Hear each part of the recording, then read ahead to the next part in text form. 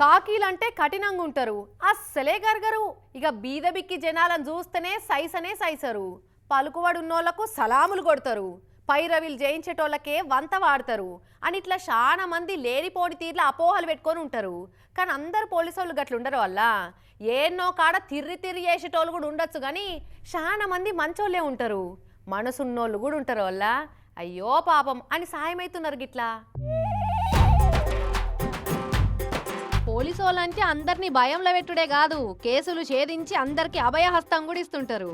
కేసులు ఛేదించుడే కాదు, ఆపతి కాలంలో అందరికంటే ఇంటోళ్ళకంటే కూడా ముంగటపడి సాయపడేది పోలీసులే. మొన్నటి సంది ఇంటర్ పరీక్షలు సురువైనాయి కదా, ఇక నిన్న సెకండ్ ఇయర్ పరీక్షలు చాలైనాయి. అయితే పరీక్ష టైం కదా అని జనగామ టౌన్ సిఐ ఎస్ఐ సార్లు ప్రిస్టన్ కాలేజ్ సెంటర్ కాడ డ్యూటీ చేస్తుర్రు. అయితే సునీత అనే బుజ్జి social welfare gurukul college centre అయితే కన్ఫ్యూజ్ అయిపోయి తెలియక ప్రిస్టన్ కాలేజ్ కాడికి వచ్చింది. గాడికి పోయి ఆల్ టికెట్ నెంబర్ చూసుకుంటే సెంటర్ ఇది కాదని తెలుసుకొని ఏడ్చుకుంటా మస్తు భయపడ్డది.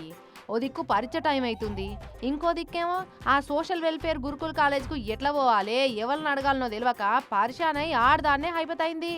ఇక కాలేజ్ గేట్ కాడున్న సిఐ ఎస్ఐ సార్లు ఆ బుజ్జి టెన్షన్ పడుతున్నది చూసి దగ్గర పోయి ఏమైందమ్మా అని అడిగిండ్రు. ఇక సంగతంతా చెప్పే వరకు అయ్యో తల్లి పర్షాన్ కాకమ్మా, మేము నిన్ను ఆ ఎగ్జామ్ సెంటర్లో దింపుతాం అని ధైర్యం చెప్పి వాళ్ళ బండి మీద ఎక్కించుకొని ఎగ్జామ్ సెంటర్లో దింపొచ్చిర్రు.